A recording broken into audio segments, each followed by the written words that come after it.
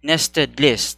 So, pag nested list, pwede ka magbutang og list sulod sa list. So, unsa ang output ana niya?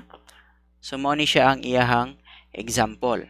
So, kung mapansin niyo kaning list nga na dot sa gawas is gulay ug prutas and then karne. And then, sunod sa gulay ug prutas, napoy gibutang nga gulay. And then, sulod pud sa gulay, napoy gibutang nga kalabasa, talong ug okra. So, ingani ang nested list. Pwede ka magbutang og list sulod sa list. So, hangtod pila ka layer or pila ka list imong ibutang within sa mga list, pwede na siya. So, unsaon nato na siya pag-accomplish sa code? Ito ta sa demo. So, diri na nakoy naka-ready diri, nested list. So, magsugod ta sa unordered list lang sa. Okay? Type ta diri og li.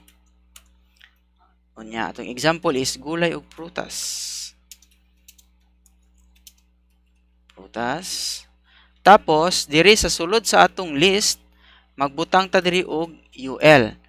So, kung mapansin niyo, dili lang kay text atong mabutang, pwede sa ta makabutang og list sa sulod. Okay? So, sa gulay, magbutang ta gulay. Tapos, karon magbutang na pud ta og another na pud nga ul. So, karon diri na nato ibutang tong tumoy ani niya nga kalabasa, talong ug okra.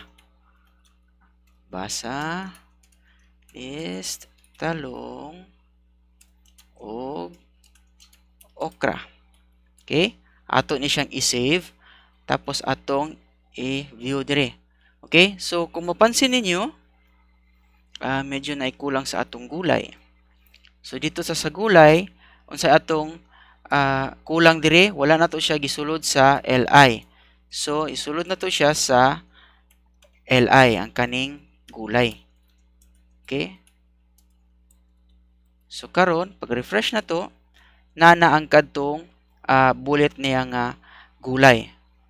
Okay? So pwede pa ta magsumpay diri. Sunod sa gulay is karne. And then magbutang na pud tag unordered list nga manok ug baboy. Sa manok, dito sa baboy, magbutang na pud tag unordered list. Sumpay nato nya atong ibutang ang iyang mga sulod nga example, liempo ug ribs. Kalami ani.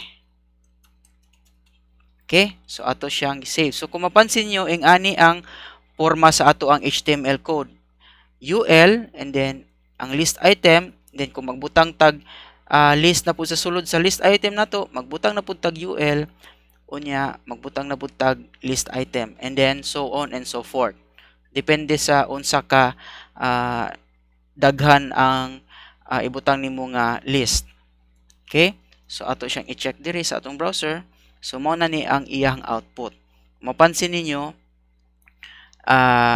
mura na siya hagdanan nga gikan sa outer nga list niya kaning gulay ug prutas, and then ang sunod niya is gulay, and then ang pinaka tumoy niya is kani siya kalabasa, talong, okra sa kaning item, and then diri sa last item liempo ug ribs. So mao ni siya ang format sa nested list.